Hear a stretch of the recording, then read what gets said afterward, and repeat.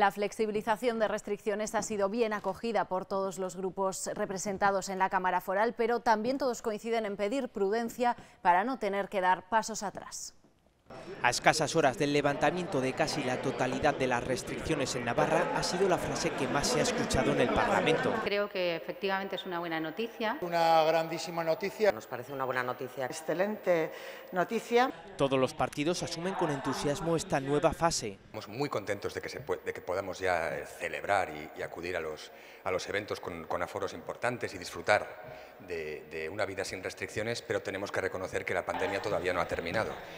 El arco parlamentario solicita a la ciudadanía navarra cautela ante este nuevo escenario para no dar pasos atrás. Tengo que pedir que siga con la responsabilidad que ha demostrado, con una paciencia infinita y con una solidaridad y bienestar durante mucho tiempo, que no ha sido fácil. Que lo viva con ilusión, que lo viva con esperanza, pero también con responsabilidad, ¿no? Como lo han estado haciendo a lo largo de toda pandemia, ¿no? Porque recuerdan que aunque el virus tiene un impacto menor, sigue circulando en ondas estacionales. Final de las restricciones, no final de la pandemia o no final del problema. El virus sigue estando en la calle y yo creo que hay que ser prudente. No ha acabado del todo, que es indispensable seguir manteniendo unas medidas preventivas como la distancia social y el uso de mascarilla, fundamentalmente en interiores. Este nuevo contexto hacia la ya ansiada normalidad también obligará a todos los partidos a reflexionar y tomar medidas para hacer frente al deterioro en la salud mental de las personas más vulnerables. Uxue Barcos, portavoz parlamentaria de Geroa Bai, bienvenida. Gracias, un placer. ¿Cómo encara Uxue Barcos este recién estrenado curso político? Bueno, como siempre, con un argumento atenazante que es la aprobación de presupuestos. Siempre consume muchas energías, es una de las grandes leyes, de las leyes importantes, y además es verdad que es una ley que aporta una enorme estabilidad ordenadamente, cuando se produce ordenadamente, al conjunto de las políticas que llevamos a la sociedad, ¿no? Y en estos momentos, prioridad clarísima, presupuestos. Vamos a empezar precisamente por esa parte económica en esta entrevista, porque en boca de todos está ese año de la recuperación, el 2022 como el año que lo va a cambiar todo después de una pandemia que nos ha venido complicando los últimos meses, pero para eso ustedes tienen que mover ficha, las instituciones y los grupos políticos. ¿Han empezado ya a negociar esos presupuestos? Sí, estamos trabajando y lo estamos haciendo desde que arrancaba, como digo, el curso político, y es verdad que además es una ley que tiene también, lógicamente, trabajo previo en los meses anteriores, ver cómo se están comportando, bueno, pues de determinadas magnitudes en este año, hacer previsiones de cómo puede llegar el que viene, y tiene especial importancia, como decíamos, precisamente por eso, porque 2022 debe ser el año en el que iniciemos una senda de crecimiento, de vuelta a la normalidad, después de todo lo que la pandemia nos ha dejado roto y ha dejado muchas cosas, también en el ámbito y en la materia económica, y en ese sentido es importante. ¿Y qué sensaciones tiene? ¿Cree que se van a poder aprobar antes de finalizar el año, como decía la presidenta Chivite? Debiera ser, es el escenario ideal, y desde luego yo creo que todos vamos a trabajar en esa senda. Decía recientemente que sigue apostando por este gobierno de coalición, ya hemos superado ese ecuador de la legislatura. ¿Qué sensaciones tiene ahora? ¿Cómo ve también al Partido Socialista como principal socio de gobierno? Bueno, yo he defendido desde el primer día de esta legislatura, primero, algo que defenderé siempre, y es que hay que leer los datos, lo que la ciudadanía expresa a través de las urnas, y en ese caso teníamos muy claro que había mayoría suficiente para un gobierno progresista. Es verdad que la historia de Navarra, y en este caso el papel del Partido Socialista, no solía terminar en ese punto. Había una convicción por los actuales dirigentes del PSN, una convicción por los dirigentes de Geroa Bai, y por ese encuentro de mayorías que, siendo un gobierno en minoría, es dificultoso en el Parlamento, pero un gobierno con solidez. Estamos hablando de que el grueso de los votos de la Cámara se concentran en torno al gobierno actual. Bueno, pues había que trabajar por ello, y desde luego siempre he sido en este sentido un agente muy activo y además muy convencida. Repito, era un hito en la historia más reciente, en la historia democrática de la política de Navarra, y había que hacerlo realidad, algo impensable en el año 2007, algo impensable en el año 2011 y que en esta ocasión se producía. Usted me preguntaba por el Partido Socialista, repito, sus dirigentes lo estaban expresando de esa manera, y cierto es también que en este caso y en esta ocasión, en 2019, un agente político esencial, que es Geroa Bai, yo creo que dibuja una realidad en la que ese gobierno es posible.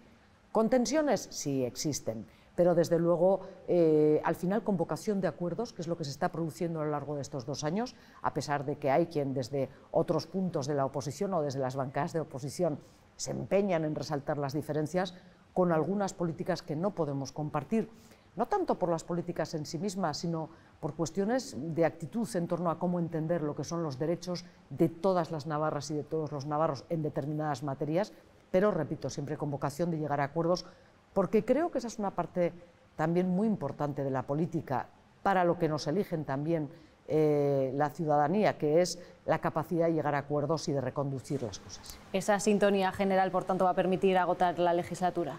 Yo creo que sí. Desde luego, en estos momentos yo creo que nadie piensa en una legislatura que se agotara, salvo, en fin, hay un imprevisto que en estos momentos no acertamos a ver. Pero más allá, como digo, de esas lógicas tensiones propias del día a día, todo hace pensar en una legislatura en la que yo creo además que nos debemos pensar francamente en estos momentos, en un clima de inestabilidad política, con la crudeza de las condiciones, de muchas de las condiciones que nos deja la pandemia, sería una irresponsabilidad. Vamos a hablar también de esas discrepancias que apuntaba, por ejemplo, en cuanto al convenio económico. ¿Por qué piden revisarlo? Vamos a ver, no son discrepancias. En este caso, lo que Geroa Bai ha expresado, yo creo que quien quiere vivirlas en esos términos se confunde. Geroa Bai ha traído en varias ocasiones un debate al Parlamento, que es donde creemos que se debe dar. Un debate no partidario. Es verdad, este no puede ser un tema que sea utilizado para generar réditos políticos o réditos partidarios, pero es un debate político que tenemos que iniciar en el Parlamento y trasladárselo con seriedad al conjunto de la sociedad. ¿Por qué? Primero, porque la ley del convenio es una ley que tiene ya un par de décadas, 3 décadas, perdón, no un par, no, 3 décadas ya largas, que lógicamente es una ley que llega en un momento en el que el mapa de los impuestos en el conjunto del Estado, como en el conjunto de Europa, era uno. Hoy hay impuestos nuevos que no existían cuando se aprobó la ley. Es el IVA, es determinadas imposiciones nuevas y las que nos van a llegar, tasa Google, tasa Tobin. Navarra tiene que tener capacidad para regularlas. Puedo poner un ejemplo que lo va a entender todo el mundo. La reciente decisión del Gobierno de Sánchez, el pasado mes de julio, de rebajar un 10% el IVA de la luz, que no ha conseguido rebajar la factura de la luz, y esto es muy importante porque si lo hubiera conseguido, dijimos desde el primer momento que nos parecía una mala medida, pero una mala medida porque no iba a conseguir su efecto, porque ese margen se lo iban a comer las eléctricas y así ha sido finalmente. Bueno, pues esa decisión a Navarra le cuesta 5 millones de euros al trimestre, 20 millones de euros al año. ¿La hubiéramos tomado? No lo sé, pero se ha tomado por nosotros. ¿Por qué? Porque el IVA no está en estos momentos regulado por Navarra. Sí gestionado, recaudado, pero no regulado. Y esto es muy importante, porque las cuentas de Navarra, teniendo en cuenta que no manejamos otras magnitudes, se organizan en torno a en fin, variables muy concretas y cada vez menos potentes.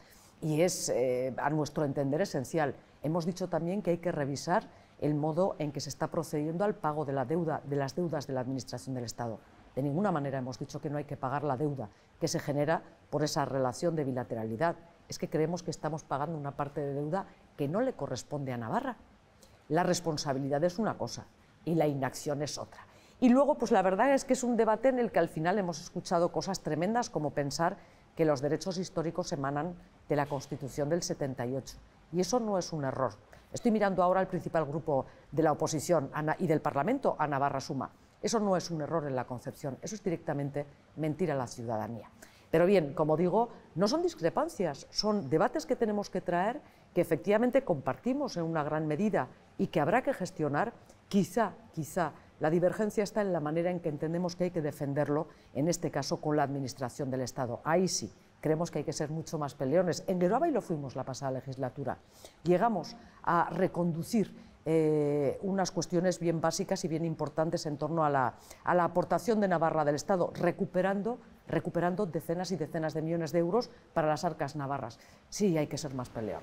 Veremos si hay avances pronto sobre este asunto, pero hablando de negociaciones con el Gobierno central, ya en diciembre, el 1 de diciembre, se firmará esa transferencia de las competencias de tráfico que usted firmó en 2018 con Pedro Sánchez. ¿Cómo lo ha visto? Bueno, no lo firmé, lo acordamos, y lo acordamos con compromiso público, tanto por parte del Palacio de la Moncloa como por parte del Gobierno foral de Navarra. Es una transferencia esencial en el autogobierno de Navarra, de una enorme importancia para el día a día y el bienestar de las navarras y de los navarros, y por lo tanto yo creo que era muy importante acometerla. No es la única, hay otras y tenemos que seguir trabajando. Por ejemplo, investigación y desarrollo nos parece importante, becas universitarias, el traer a nuestras propias necesidades. En el caso de tráfico es una de las competencias que da razón de ser a la Policía Foral y es absolutamente importante. Pues asistiré con un enorme orgullo y desde luego creo que con la misma satisfacción que el conjunto de la ciudadanía de esta comunidad a la firma de esa transferencia, que en este caso corresponderá al actual gobierno con el gobierno de Pedro Sánchez. Creo que es una manera de trabajar, de hacer las cosas, empujar, como digo, para que cosas que parecían imposibles no hace más de 4 o 5 años, llevábamos 20 años con sucesivos gobiernos de Navarra Suma y sin una sola transferencia, se han visto materializadas con el impulso y el empeño del gobierno anterior y la materialización del actual gobierno. Hablaba de educación. ¿En qué otros ámbitos o materias se tiene que avanzar a su juicio en el autogobierno? Clarísimamente, como decía, sobre todo ordenar las cuentas. Esta es una reflexión que tenemos que hacer claramente. Mire, como decía, las políticas fiscales, las políticas impositivas se mueven, son muy vivas y por lo tanto tenemos que adaptar nuestras propias leyes a ellas, porque si no Navarra, como digo, terminará perdiendo esa capacidad y ese impulso.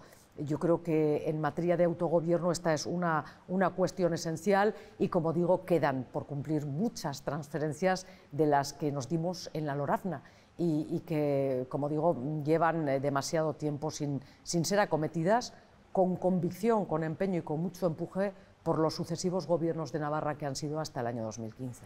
Vamos a hablar, si le parece, también de Gero Abay. Su formación cumple 10 años. Sí. ¿Qué balance hace de su actuación? Pues fíjese, la verdad es que el otro día, y lo comentábamos en la ejecutiva, los socios de Gero Abay, que han sido 10 años que, en este momento, en los que, bueno, primero, aquello era el sueño de 4 locos. Yo creo que el empeño que pusimos en otra manera de hacer política y sobre todo en defender un espacio de sujeto político para Navarra que es muy importante, y ya aquel mismo año, aquel 2011, y es un año que yo personalmente lo vivo con mucha intensidad por tantas cosas, aquel 2011 conseguimos un escaño en el Congreso de los Diputados. Cuando digo conseguimos, todas aquellas personas que votaron a Gero Abay, un escaño que era inesperado, pero que yo creo siguió profundizando en dar una voz a Navarra de otra manera, de la defensa de sus intereses y de la solidaridad de otra manera en el Congreso de los Diputados en Madrid, y en solo esos 10 años yo creo que ha cambiado el mapa político de Navarra evidentemente, y es verdad que el papel de Gero Abay en ese sentido es fundamental. Es muy difícil pensar en un gobierno como este si no existiera el protagonismo político que los electores navarras le dan a Gero Abay. Sería muy difícil pensar en un cambio de gobierno como el anterior, no solo por mor de Gero Abay, por supuesto, pero ese cambio de escenario político que desde 2015 hasta aquí se ha producido de los 40 años anteriores, tiene un protagonista claro y, por lo tanto, hombre, pues yo creo que una satisfacción importante para las mujeres y hombres que conformamos Gero Abay el haber traído una opción política o recoger ese espacio político que tiene como objeto fundamental clarísimamente, bueno, pues una Navarra muy sujeto político en la decisión, en la toma de sus decisiones y, por supuesto, una Navarra progresista y plural. Yo creo que esto es muy importante.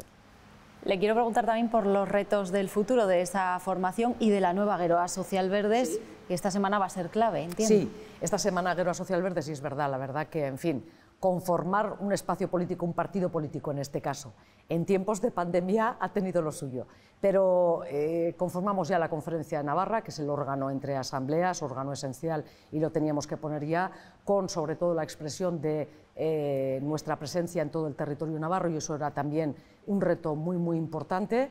y claramente con una vocación de trabajar en la misma línea. Es verdad, y la gente a veces lo desconoce, que Geroa Bai es una coalición de partidos que tenía que ordenar una parte importante conformada por PNV y entiendo que por Geroa Social Verdes para la próxima convocatoria electoral, crea reforzada, y en el caso además de Geroa Social Verdes, con esa apuesta que hemos hecho por una política, fíjese, yo me acuerdo cuando empezamos, la gente se reía cuando yo decía social verde, y bueno, pues seguimos pensando que el acometer la necesidad de aunar, compaginar y trabajar de una manera capaz los retos que tenemos para una sociedad, en fin, de futuro, de siglo XXI y especialmente en Navarra, los retos que tenemos a nivel de cuidado del planeta y sobre todo de trabajar nuestro desarrollo económico muy en consonancia y hacerlo y trabajarlo con un posicionamiento claro, progresista, de un estado de bienestar, ese social verde, como en su día pudo haber socialdemócratas,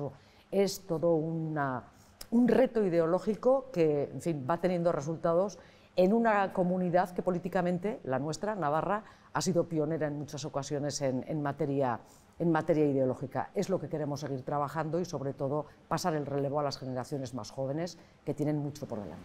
Bueno, la siguiente pregunta se la va a lanzar nuestro anterior invitado, el portavoz del Partido Socialista aquí en la Cámara, Ramón Azorriz. Quiero que la escuche. ¿Qué tal se entiende con el portavoz del Partido Socialista? Bueno, me sonrío como se sonríe él cuando me la hace, y él sabe que muy bien, y es verdad que incluso en los momentos de mayores tensiones, y a Ramón y a mí nos toca lidiar como a otros protagonistas de este gobierno, pero a Ramón y a mí nos toca lidiar las posiciones de nuestras respectivas propuestas y de nuestros respectivos grupos, lógicamente. Yo creo que sabemos llegar a acuerdos, no siempre va a ser fácil. Y es verdad que, en fin, creo que los dos somos personas vehementes, seguramente, bueno, en tonos diferentes, pero creo que hemos sabido trabajar estos 2 años en algo que muchos pensaban imposible y que creo además que nos lo hacían más imposible a Ramón y a mí. Yo creo que la gente no confiaba, y es verdad que tenemos, en fin, pues seguramente maneras de ser muy diferentes, creo que hemos hecho un buen balance en lo que se nos podía exigir, que era el de trabajar conjuntamente y tratar de sortear olas cuando han venido, y algunas han sido de campeonato. Le pido ahora brevedad para nuestro test rápido con el que queremos conocer mejor a los parlamentarios. ¿Quién es para Uxue Barcos el mejor orador u oradora de la Cámara? Hay gente con mucho nivel, pero si miro a futuro, con proyección de futuro, por la hondura y por la fineza de sus argumentos, sin duda Javier Acama.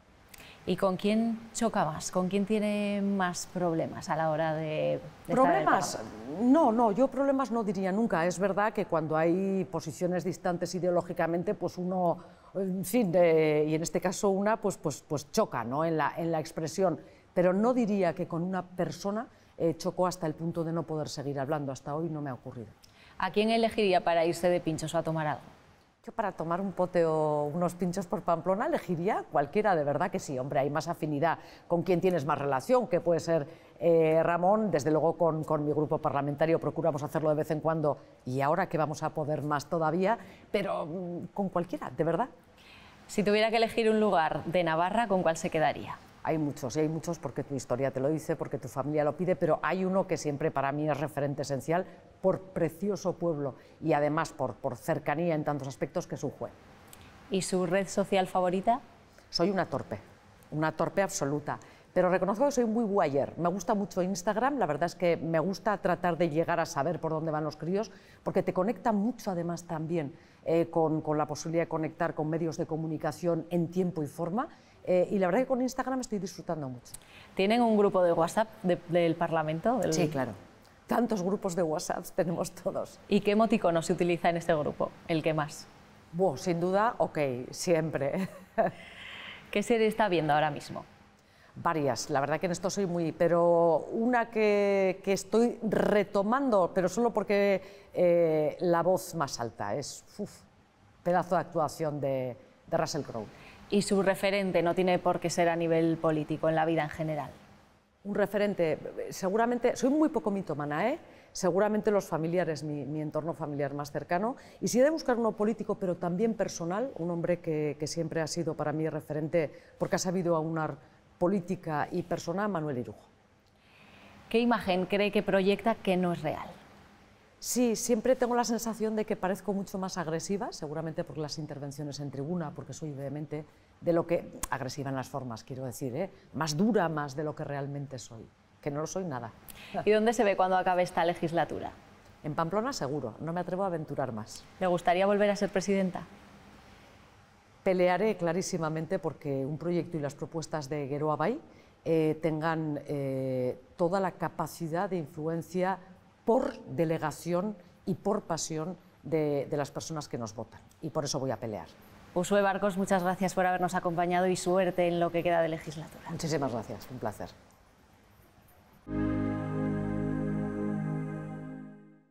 Uno de los trabajos que tiene que hacer el Parlamento antes de finalizar el año es la constitución de la Comisión de Reconocimiento y Reparación de Víctimas. Se encargará de otorgar ese reconocimiento, pero también de reparar a las personas que no hayan sido consideradas víctimas hasta ahora. El Parlamento tiene que elegir a 4 miembros. El plazo de presentación de candidaturas se ha ampliado para los grupos parlamentarios, pero también pueden presentar las entidades sociales de derechos humanos y memoria. En mayo de 2021, el Tribunal Constitucional avaló la Ley Navarra de reconocimiento y reparación de las víctimas de abusos policiales y de grupos de extrema derecha. Había sido recurrida por Partido Popular y Vox tras su aprobación en junio de 2019. Ahora la Comisión de Reconocimiento y Reparación será la encargada de valorar estas solicitudes presentadas y propondrá la admisión o la admisión de las solicitudes y la propuesta de declaración de la condición de víctima y, en su caso, las medidas de reparación.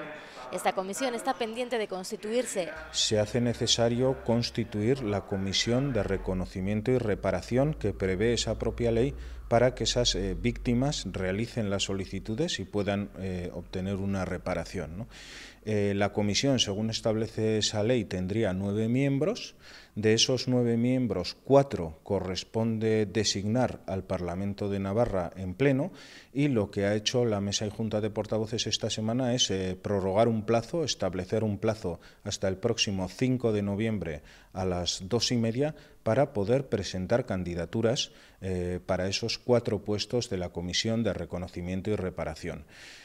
Pueden presentar candidaturas tanto los grupos parlamentarios, y yo creo que esto es un punto que hay que destacar, como también las organizaciones sociales que trabajen en el ámbito de la Comunidad Foral de Navarra en materia de memoria y derechos humanos. A partir de las candidaturas presentadas y en lo que atañe a los 4 puestos del Parlamento, la Mesa calificará que cumplen todas las condiciones y a partir de ahí será el Pleno de la Cámara el que por votación elegirá esos 4 representantes del Parlamento que junto con los 5 restantes conformarán esa comisión para pues poder analizar esas solicitudes y para poder declarar a esas víctimas y poder obtener, derivado de esa declaración, la reparación correspondiente. Un camino difícil el realizado hasta ahora para comenzar a desarrollar esta ley. Yo creo que es un paso más en la justicia, verdad, justicia y reparación de todas las víctimas, ¿no? Que es un poco lo que las instituciones navarras, desde la creación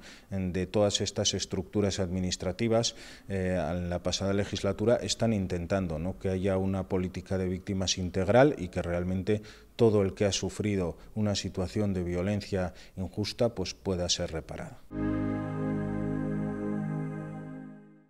El derecho a la eutanasia es ya una realidad aquí en Navarra. Cualquier ciudadano puede solicitar morir de manera asistida, pero el Departamento de Salud todavía no tiene constancia de que nadie lo haya hecho.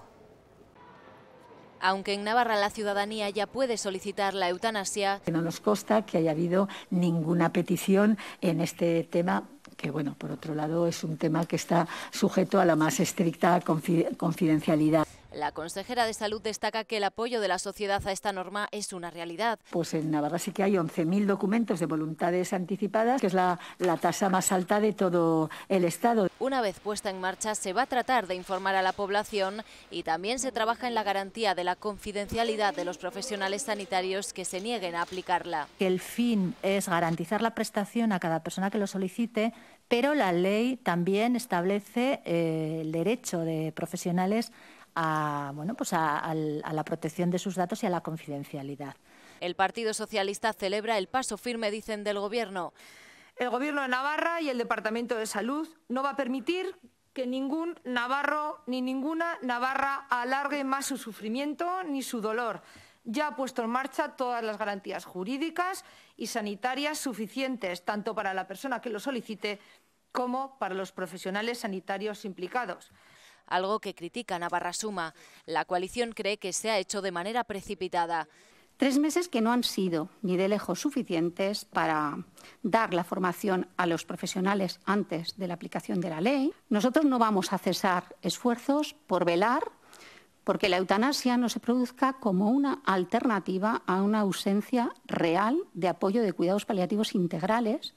Al acompañamiento a los enfermos también se refería Geroa Bai, pero inciden, los cuidados paliativos no son suficientes. Cuidados paliativos es una respuesta increíblemente válida, pero no nos cubre todos y no es la única. Por su parte, EH Bildu teme que queden flecos por cerrar. No nos gustaría que acabase esta ley, lo mismo que acabó el derecho a la interrupción del embarazo, pues en un camino tortuoso que ha costado décadas poder encauzar. Y pide que se trabaje en rebajar la presión a los sanitarios.